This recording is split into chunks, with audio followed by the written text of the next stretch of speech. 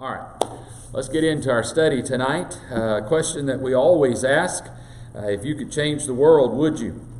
If you could make a difference in the world, how would you do that? How would you go about doing it? Are we on here, Ben, or are we on here? Yes. Okay, that's recording then. Hey.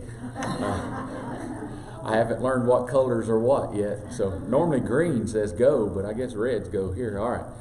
But stop and think about what you're saying. It's loud. Yeah. Well, it will be. Anyway, we're just having fun. Y'all are come out and join us sometime. I know some of you can't. All right. Let's get back to it. What if you could change the world? As we've been discussing world changers and looking at several of the disciples thus far, that they were just common, ordinary, average people that Jesus chose to use to change the world.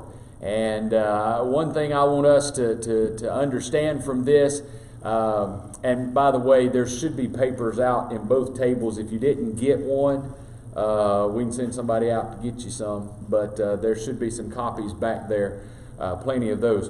But one thing about it is, if Jesus chose 12 ordinary people, it was not by accident. I think that's a beautiful image of what he chooses and uses today as well. Some of you that's been keeping up with this over the last period of several weeks, anybody remember who the first one was we talked about? Well, that was one of them. Philip. Philip was the first one. And Philip taught us how to walk by sight, or walking by sight. The fact that the way all of that transpired there, Philip was a man who went after his brother or friend, however way you would like to look at that, and brought people to Jesus in that regard. Philip taught us quite a bit as well. Secondly was Bartholomew, or he was also known as Nathaniel. Nathaniel was a little skeptical about some things. He's the one that Philip brought to Jesus, if you will remember that. The third one that we looked at, you remember who that was? Short James, yeah, little James. James the Less, as some might say, but he was no less of a man. Obviously, we don't know a lot about him, but still his impact is significant for us to maybe even model our lives after in that regard. And then last week we talked about Thaddeus, that's right. And don't take Thaddeus for granted. Now, as we begin to pick up a few more here, we're probably going to be able to find out just a little bit more information about some of these guys. They're a little more mentioned. Maybe if we broke these down into tiers, this would be your second tier group, your second group here, as we begin to look at them. And tonight we're going to look at one by the name of Andrew. So if you'll go to John chapter 1, we've been there before, but we looked at it from Philip and Nathaniel's perspective. Now we're going to move up just a few verses and see what Scripture teaches us and tells us about Andrew tonight. Don't overlook Andrew. Andrew was a quiet individual, according to what you may see on The Chosen. If you watch that any, Andrew he's a back behind the scenes type guy, which is okay. We need back behind the scenes type guys, but they're influential. He's influential in bringing people to Jesus. And probably one of the first times that it really sank in this message, Brother Billy Bevan preached a message about Andrew bringing his friend, his brother, bringing people to Jesus, and that really hit home to me, the importance behind that. But, you know, it's easy for us to remember folks like Peter, James, and John, that inner circle, because so much transpired in their lives. So many of the gospel is centered around that. And obviously Peter, he's vocal, he's out there, he's not bashful. And then there's James and John for whatever, you know, and we look at this, Peter, James, John, Andrew, they were the first four individuals that Jesus called. But you know, Peter, James, and John, they're the more visible ones. Maybe it's because they wrote books of the Bible. And that may be why we're familiar with them. Preachers will preach from like 1st and 2nd Peter. And then we've been studying in Sunday school the book of John, and then John's the epistles 1, 2, and 3. And then now we're getting into Revelation. So we know these guys by their writing. But that does not take away from all the other disciples, as we've already laid out and pointed that out and tried to emphasize that. These men that Jesus chose, 11 of them drastically changed the world. One gave an impression that it's hard for us to go away from. And we will talk about him. And we will learn some things, I believe, from the life of Judas that will be applicable to us. And it will encourage us, I hope, when we get to that point. So we don't need to write him off. But these lesser known disciples teach us more than maybe we've ever imagined. And tonight, we're going to look at one that, in your first blank there, made a significant impact. And I believe he teaches us very valuable lessons. And his name is Andrew, as we've already mentioned. And there's 6 traits that we're going to see in Andrew's life, and we'll go through them rather quickly tonight, that I believe will be great encouragement to us. I believe there'll be things here that we can draw from, life lessons, if you would, that I believe we can apply to our lives. In fact, several years ago when I prepared this study, there was a young man whose uncle died, and he was sharing with me that week during that time. He says that his uncle taught them a lot of life lessons. How many of you had somebody teach you life lessons? Oh yeah, I mean, I'm sure most of us that are, I guess I can classify myself as that, as the older crowd. I'm borderline. I could go either way. I can play either side. You know, I'm ambidextrously in age. All right, so I'm close enough that I can be old, and I'm close enough that I can be young if I have to. All right, so but life lessons. How many times have we learned life lessons just from people? And I love those type people that can take whatever happens and say, okay, here's a lesson for you. Here's something that I've learned from that.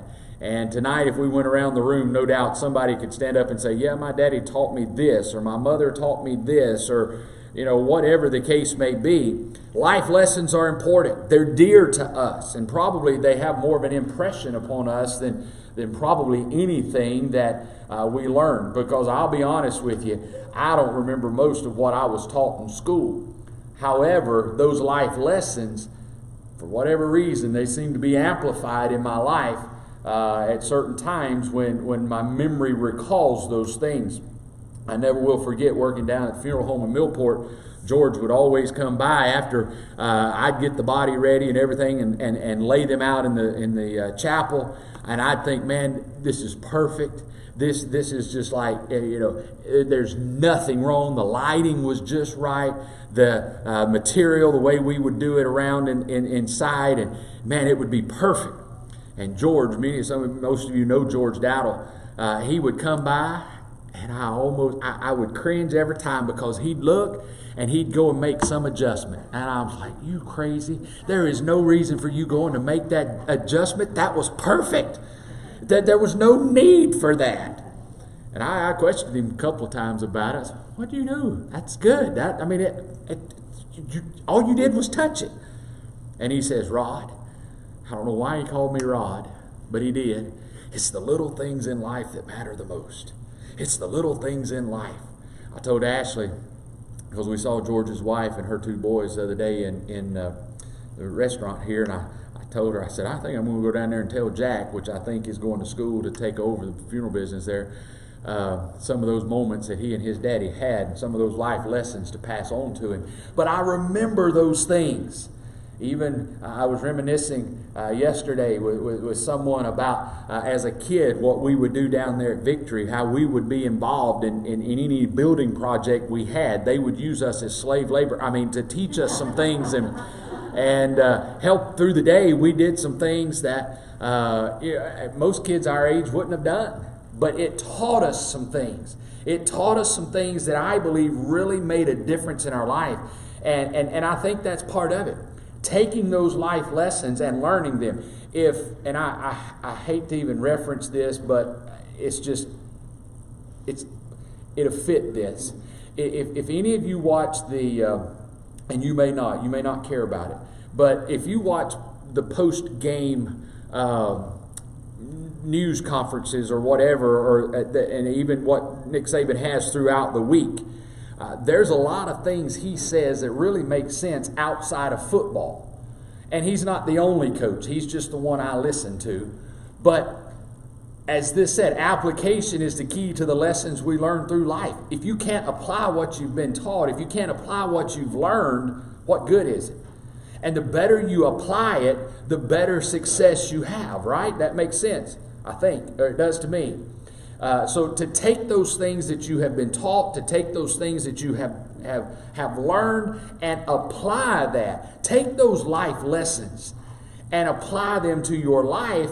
It really, I don't want to say simplifies life, but yet it enhances the life and it makes the experience so much better. And I think James teaches us some of those things tonight. What does Scripture say about James as we're introduced to him there in John chapter 1 and around verse 40 there? It says, one of the two which heard John speak and followed him was Andrew, Simon Peter's brother. Now that seems like we're picking up right at the tail end of something. Well, really we are. A few verses prior to that, we're told that a couple of John's disciples, John sends a couple of his disciples to go see Jesus. And I'm not going to go into all of that because I've got a message on that we may preach sometime soon. And John says, go find out if this is Jesus. Go find out if this is the one we've been expecting and wanting to see and anticipating.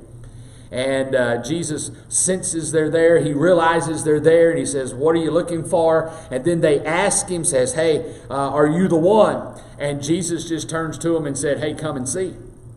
And then Jesus turns around, and then for the next period of time, he's just there performing miracles and doing this and doing that. All of these things that through his actions, they come to the conclusion, they draw that conclusion themselves that this is the one. So then they go back, and that's where all of this that's where we're at leading up into this. So when the two speak, or when they realize, hey, this is the one. And verse 41 says, Andrew, he is so encouraged by this. He said, or John writes, he first findeth his own brother Simon, which we know as Peter, and saith unto him, we have found the Messiah, which is being interpreted the Christ. We found him, the one we've been looking for, the one we've been expecting, the one that John the Baptist has spoken of. The one who was that voice, or the Lamb of God who would take away the sins of the world. He's here. Peter, we found him. You're talking about some excitement. I don't believe Andrew just walked up to him and says, hey, Peter, what's going on? Yeah, I just want you to know we found him. You found him? Who'd you find? We found him, we found him.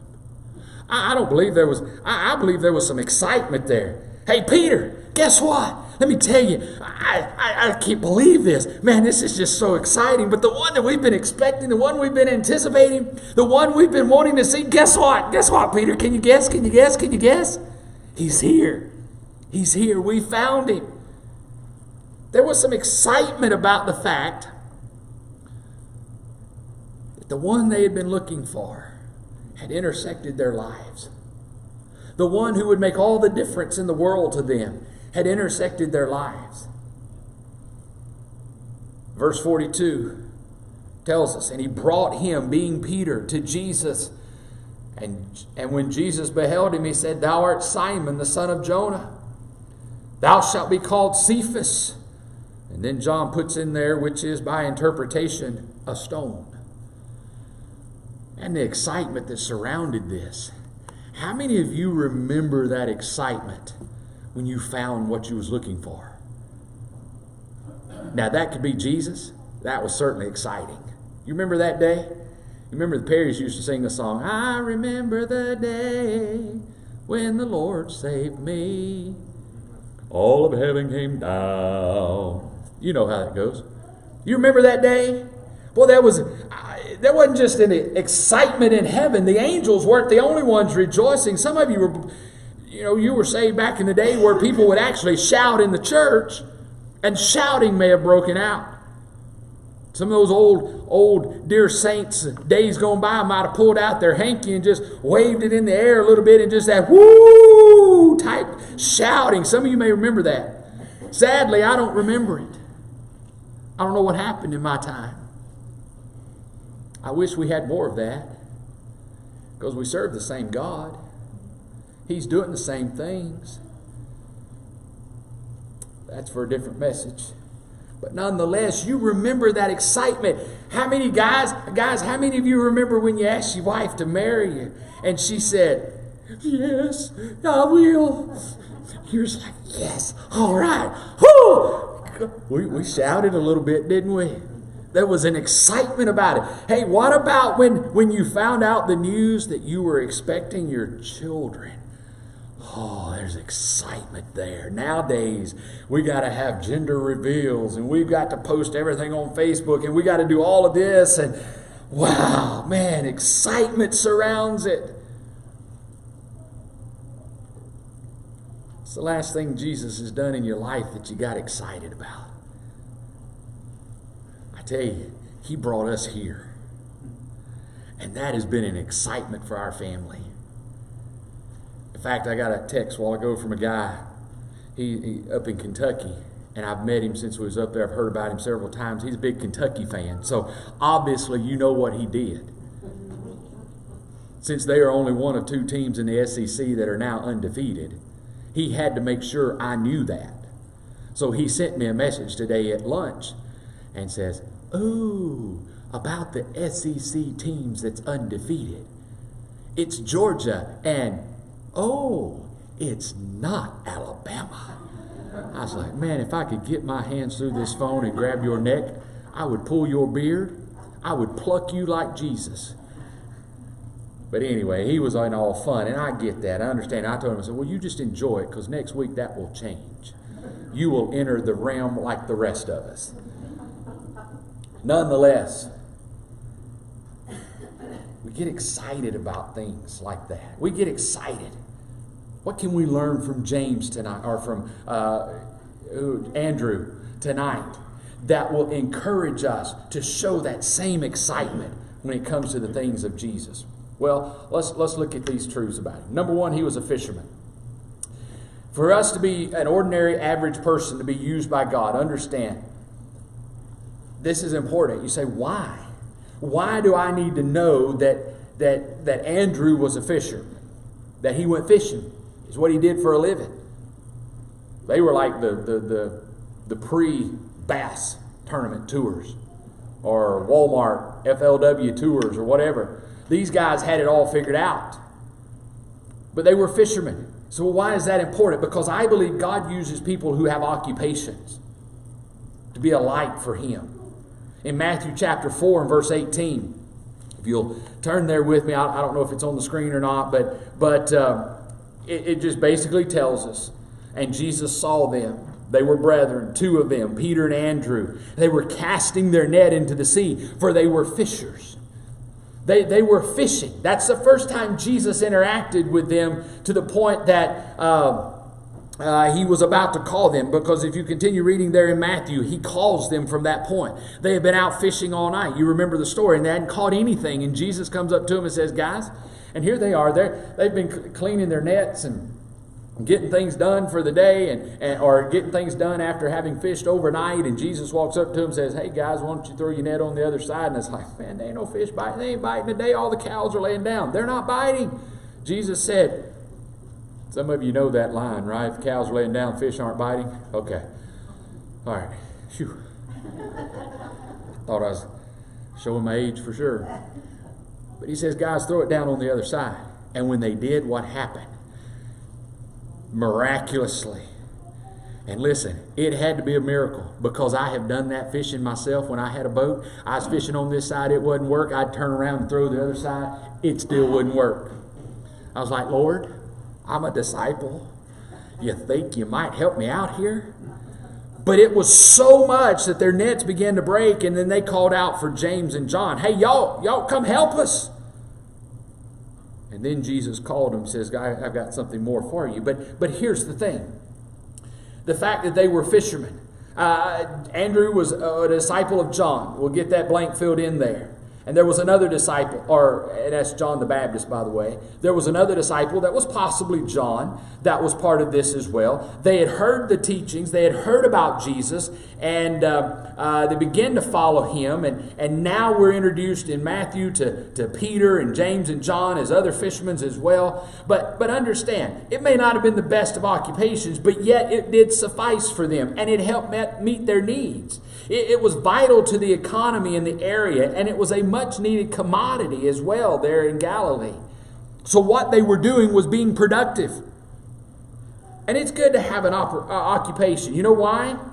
Because I believe it opens doors of opportunities to connect with people. You ever thought about that? How many people come through your store every day? A lot. You know, you're doing what, 1,500 prescriptions a week. So that's a lot of people that Jonathan and the ladies from our church that's working there with him, they have an opportunity to meet. That's their occupation. Some of you guys, Brother Billy, you had a parts house, right? Up there in Fett. You had a lot of people that come in and interacted with you. Some of you others, you cut hair. And you have all these ladies that come in, and I know all of you do other things, but I don't know what all you do. Some of you play with chickens all day, but I get that. But you still have that opportunity. I've been there and done that. Listen, chickens will teach you a lot of spiritual lessons if you'll let them. But to have that occupation and to have that interaction, but it also gives you the knowledge that comes from having one. See, there's times in the Gospels where we read that knowledge of those fishermen came in handy. It paid great dividends for them, not just because they could go catch fish, but when they're out there rowing in the midst of those storms, they knew how to do that to best navigate that, even though it was perilous for them at times. But see, for us to connect with people, we need to use everything we can. Not everybody's going to be a preacher. Not everybody's going to be a youth pastor. So God uses lay people in whatever area God has put you in to give you an opportunity to connect with people. Andrew was one of those people. He was able to be used by God because he had this occupation. Well, what else is good about an occupation? Well, let me give you a couple things that's beneficial in this regard. It teaches us endurance, it teaches us leadership, and it teaches us patience. Those of you that have a job, is that true? Okay. I know from a pastor's perspective, that is true. Because you have to endure a lot of things sometimes. You have to be that leader, the one that steps up to make the decisions. And you also have to learn patience, especially if you have a job that is where you're interacting with people, because people are not always friendly. People are not always patient themselves. And you can call your internet provider or you can call your whatever, and you can get pretty testy with them. And what even makes it even worse when I do that, not that I do it very often, just once or twice a week, is when they're so patient with me and they're reading those cards like they're supposed to, and they're like the perfect example of what an employee should be working those call centers. That makes it even worse. But you need people like that. We need to learn those skills to be able to endure, because I will tell you this, from the spiritual side of things, these are attributes worth having when it comes to serving God. And if we're in it for the long haul, we need that. Because not every day is going to be blissful. Not every day is going to be that mountaintop experience. Not every day is going to be that opportunity to lead somebody to Christ. There's going to be days where the door is slammed in your face. There's going to be days where you're going to be cussed at because you tell them about Jesus. There's going to be days it's not going to be so easy. There's going to be times where you got to step up to the plate and lead and allow God to use and to be patient with others so that we can make those connections. Andrew was one of those. He used what position he had and the opportunity that he had for the sake of the kingdom. So I encourage us tonight, use where God is, grow where God has planted us, right? That's what we've heard. Secondly, we find out that he was a friend. And friend in the aspect that he is reaching out or outreaching. Now understand, that's important when we look at James here, or Andrew. Because what he did, it was not all about himself. Andrew wanted to be a friend not only to those around him, but to his brother as well. Now, we've all are familiar with the proverb, a friend sticketh closer than a brother. But what if you have both? What if you have a friend that is your brother? Or a brother that is your friend? You know, what is that like? That's like a double dose. That is a really good thing. I know when we're younger, we don't appreciate our siblings as well as we do when we get older. Right? Am I the only one? Because I used to not be able to stand my sister. She was 10 years older than me, and she treated me like I was her slave. She would make me do things I didn't want to do. She was just mean. My kids say she still is. But I appreciate her more now because we're older and we can get along a little better. And some of you know what that means. You know what that is. To have that confidant, if you would. To have that person in which you can interact with and have some similarities. See, Andrew had a brother and his name was Simon. Simon could be stubborn, I'm sure. He could probably be hard-headed. He could be a little vocal on some things and voice his opinions and say things without thinking about it. But in brotherly fashion, when Andrew discovered something great, he just had to share it. Now, those of you that are friends with your siblings right now, who's some of the first people you call when something good happens in your life? You call that sibling, you call that sister, you call that brother. Why? Because you want them to know. You want them to understand. You want them to experience that excitement for themselves. Well, Andrew had just found something. What did he find, or who did he find? He found Jesus. He found the one that John the Baptist had proclaimed as the Lamb of God. Maybe Andrew was there, no doubt he was. But the day that Jesus came to be baptized, he stepped out from the crowd, and then John looks at him and says, "Man, I'm not worthy to unlatch your shoes. You ought to baptize me." The lights began to click, and I'm sure when the voice from heaven spoke, "This is my son in whom I'm well pleased," I believe Andrew's eyes opened wide up, and the realness of who he was beginning to be revealed to Andrew, and the excitement began to expand in his mind and his being, and Andrew was convinced above all things that Jesus was the one, and he wanted to make sure that his brother knew that. So having that good brotherly relationship, Andrew, he went to his brother because he wanted his brother to enjoy the joy of being introduced to Jesus as well. You know, I hope you guys don't think I'm beating you up over the head when I say things like what I'm about to say. Because I'm not, okay? If it's anything, it's to encourage you to be involved. How many of you watched the video we put on Facebook this week? Okay. All right, we got to work on that. You need to check Facebook, and when you see it, you need to like it, and you need to share it. Because these videos are hard to record. Brother Ben's sitting there shaking like this, and I'm sitting there trying to keep up with him so it doesn't look like we're moving. No, I'm kidding. But one of the things I talked about this week was when I unpacked my boxes, I took out some basketballs.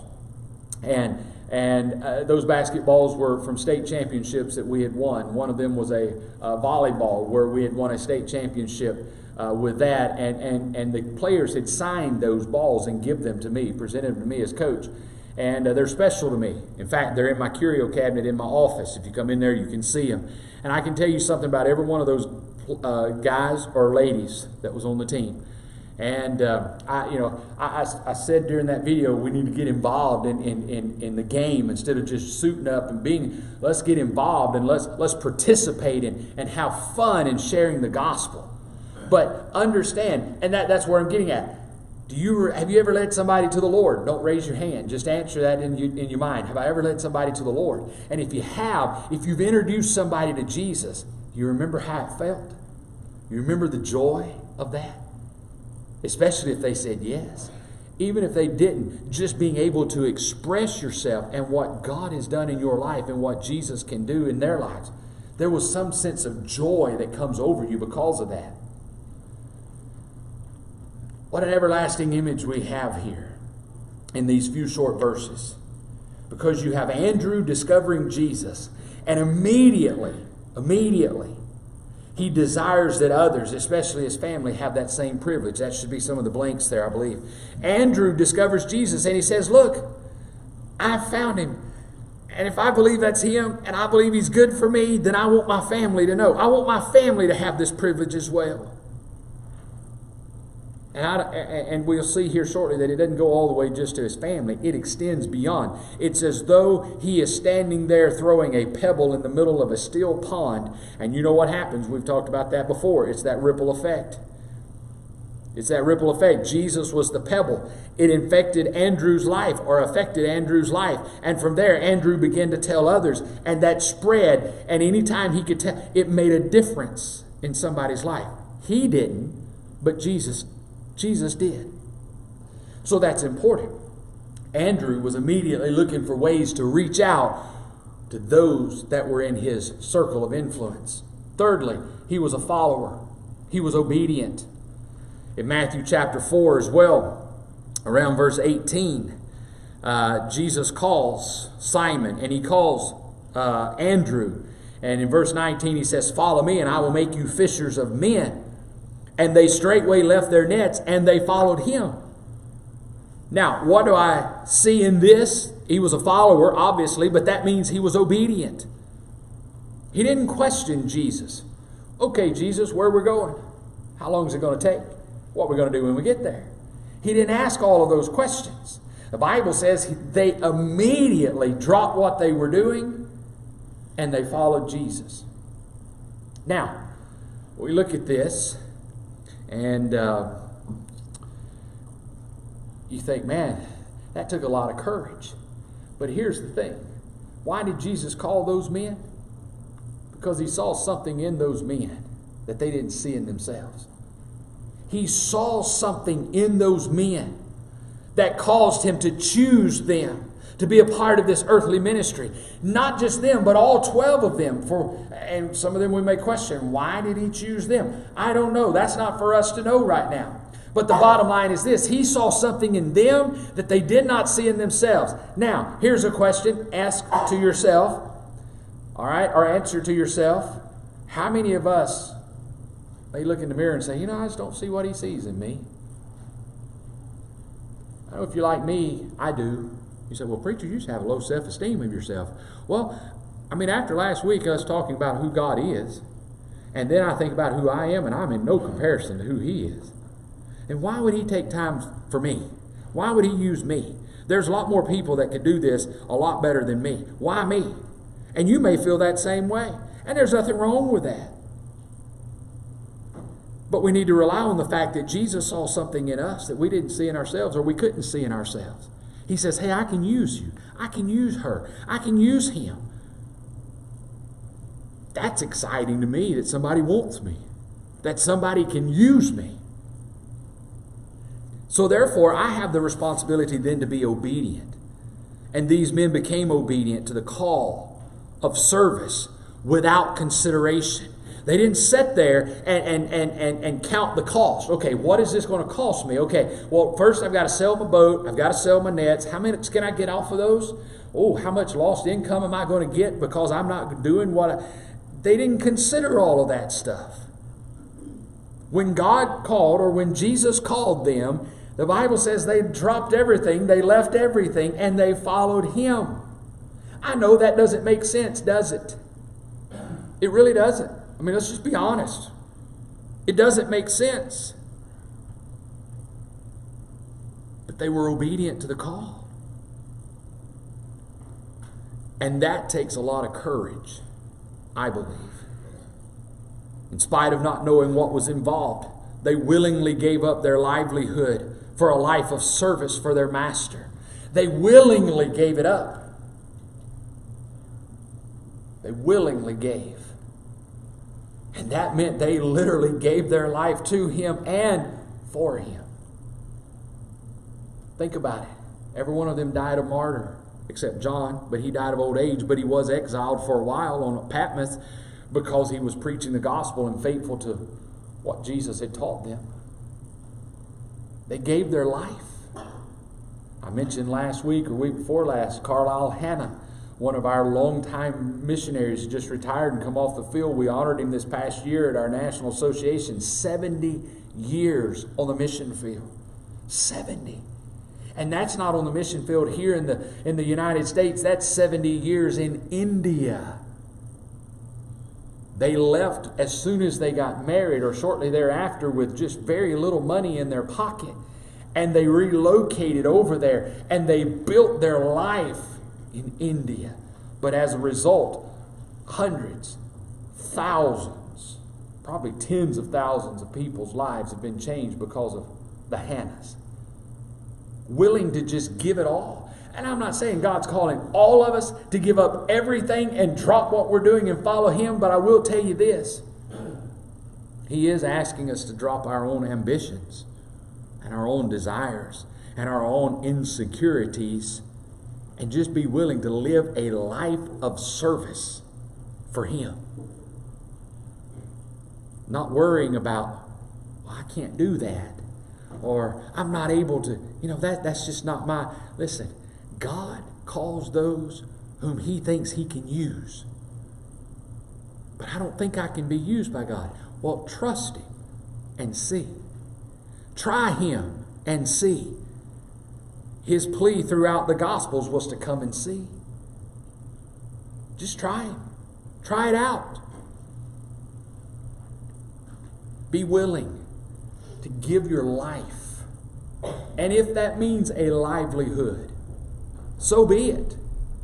God will provide. God will take care. How many people in Scripture that gave themselves to God did He let down? Nobody. He took care of them. He provided for them. They trusted Him. And as a result of that trust, lives were changed. How many lives could be changed tonight if we would just trust the Lord? How many lives could be impacted tonight? I dare say quite a few. Number 4, He was focused, meaning He was observant. In John chapter 6, very quickly, we know the story. Jesus feeds the multitude of 5,000 and then some. And when the crowd gathered, there was no food. They had stayed all day. They forgot to bring their potluck with them. And some of them are concerned about how are we going to pay? I mean, how are we going to feed them? I mean, there's no food around. And then as we read verse 8 and 9 there, we're told then that there's one little boy that has some food. And guess who brings that little boy to Jesus? Andrew. He said, Jesus, there's a lad here. He's got a few loaves of bread and a few fish. Only thing we can find. Now, why was he able to do that? Because he was observant. Maybe he went around asking. Maybe he watched and saw what people had. And maybe he noticed that little boy had a Herod lunchbox. And he said, oh, I bet that little boy's got some food. And he walked over there to him and said, son, you got some food? Yeah, some of them didn't get it. They're still thinking, Herod lunchbox? What's he talking about? Anyway, he had his knapsack or whatever, and he realized, son, what you got in there? Well, I got some food, sir. You think we can give that to Jesus? Well, yes, sir. So he brought the little boy to Jesus and said, Jesus, this is all we can find. And you know what Jesus said? Perfect. That's just enough. Just enough. See, once again, we see another individual that is crucial to the attention of Jesus. And he's used to enhance the message of Jesus. The first one that Andrew brought was Peter. Peter brought a lot of attention to Jesus, didn't he? And now he's brought a little boy, and that legacy lives on today. The simple act of Andrew teaching us to never underestimate the size of any situation. Don't ever underestimate the size of the situation. And I put in my notes here, or any person. Sometimes we have a tendency to overlook people because in our eyes they don't look like they're usable either.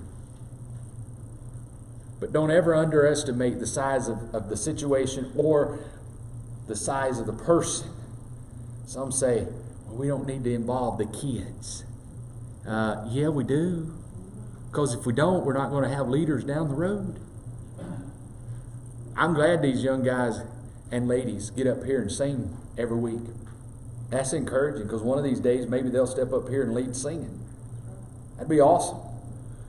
You know, it's good to see the young guys stepping up in our church and teaching Sunday school and being involved in other aspects of ministry. That's encouraging.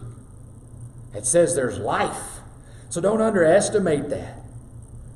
Don't underestimate what God can do, because regardless of how big or how small, God can do great things through those who will focus on Him. And I believe it's evident that Andrew trusted what Jesus was able to do. Number 5, he was fireproof.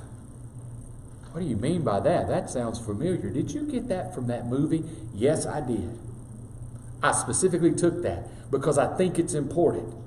He's opportunistic there in your notes. You see that. But in Mark chapter 13, verses 3 and 4, you remember the movie Fireproof, right? You remember the concept behind that. No partner left behind. All right? We're not going to leave our partner behind. We're going to make sure that if we go into a house that's on fire, we're going to make sure all of our guys are out. No partner left behind. You say, what does this have to do with anything? Well, in our text here in Mark chapter 13, the verses that I gave you there, Peter, James, John, and Andrew have a moment where they are alone with Jesus, and they begin to ask questions. Jesus, and I think the setting is very clear to us as they're sitting there on the Mount of Olives, looking back into Jerusalem, and maybe they see in the temple, they're seeing the outline of the town and everything, and Jesus looks at them and he says, you know what? One of these days those buildings are going to crumble. There's not going to be a stone left. And they want to know, what do you mean? What do you mean by that? Teach us more, Master. And there for a few moments they had an intimate setting, just the 4 of them and Jesus, trying to understand and trying to get... See, what they didn't know was in just a few hours or days here, Jesus was going to be crucified. He was going to die. And a short time after that, He would ascend to heaven and He would be gone. He promised them, I'm going to send you the Comforter, and we know that. But at this point in time, none of that began to click in their minds. And they're wanting to know. So they're making sure that we're not going to leave anybody behind. So we're asking and we're learning, and maybe that's why. Of course, I don't want to single out the others either. They may have been there, they may not have been, but Mark specifically says, and I think he's writing down what Peter may have told him, what Peter may have remembered there. But the indication is there was those 4 and Jesus, and they took that opportunity to ask questions. How do we do this? How do we fireproof our lives? How do we make sure that our partners are not left behind? It has to do with spiritual growth. We have to grow spiritually. Make sure that our families are not left behind. Make sure our spouses, our kids, and the extended family, they're not left behind. In our church, we can't leave people behind. In our community, we can't leave people behind. We have to grow spiritually. We have to take those opportunities that are given to us and put that wall of protection around us. We're making that a priority. Our lives need to be priorities, spiritually speaking. We're protecting ourselves because there's more at stake now than there's ever been. And you have these guys taking this time for Jesus to explain to them. Here's what we need to learn from this. We need to seek to understand all that we can from Scriptures. Are we going to know it all now? No. There's a lot of information in that Bible. Depending on how thick it is, it's still the same information. There's a lot of stuff there. I've been doing this for 23 years. I don't know all there is to know. Many of you have been in church longer than I have been alive. And guess what? You've sat under some good preachers, but you know what? You don't know all there is to know. We may know a lot, but we'll never be able to understand. But what's wrong with learning more? What's wrong with wanting to know more? Don't we sing a song from time to time? I want to know more about my Jesus. I want to know more about my Lord. I want to know more. I didn't buy those books in my office just to decorate the office with. I got them because at some point in time I'm going to read some of them. I'm going to read parts of them, and I'm going to learn some things. We sat down in the lawyer's office the other day, to sign papers on our house. And one of the girls, I don't remember if it was Bella or Elena, one says, "Daddy, what is he doing with all those books?" I said, "Well, he reads them in his spare time." I said, "No, that's not what I told her." I said, "Sweetie, he has those so he can look up cases and things like that. They're law books. He uses them from time to time." Why? So he can learn more, so he can understand and better defend or whatever he does to people in court. You and I need to do that. We'll never know it all, but we can take every opportunity that's given to us and that desire to have a meaningful relationship, and it becomes probable for us. Can you imagine that intimate setting there on the Mount of Olives overlooking the temple and Jesus talking with them and sharing with them? I jotted this down a while ago, and if you want it later, I'll give it to you. But intimacy is key to gaining valuable knowledge. You want to know more about Jesus, you got to be intimate with Him. You got to have those quiet times, those moments where it's just you and Him and the Holy Spirit working. So you can gain that valuable knowledge. Knowledge that will increase our opportunities to know Him, but also to make Him known. And I say this with love tonight, but a lot of times we don't talk about Him to other people because we don't know much about Him. We're afraid somebody's going to ask us a question that we can't answer.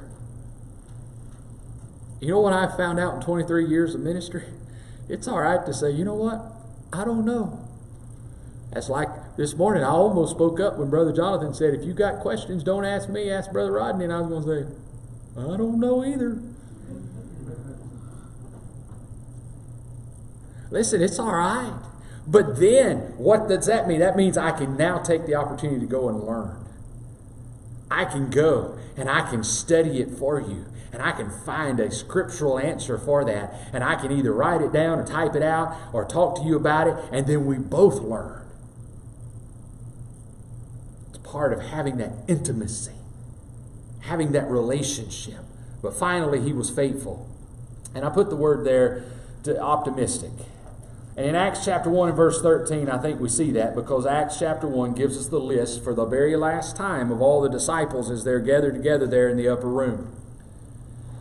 And you can imagine they've just witnessed all the events of the last 40 days, the ascension of Jesus, the sheer magnitude of it all has somewhat overwhelmed them. I know I would be overwhelmed by it. But again, here they are in obedience. They are gathered together in the upper room awaiting further instructions. Why? Because Jesus told them. He says, "Go."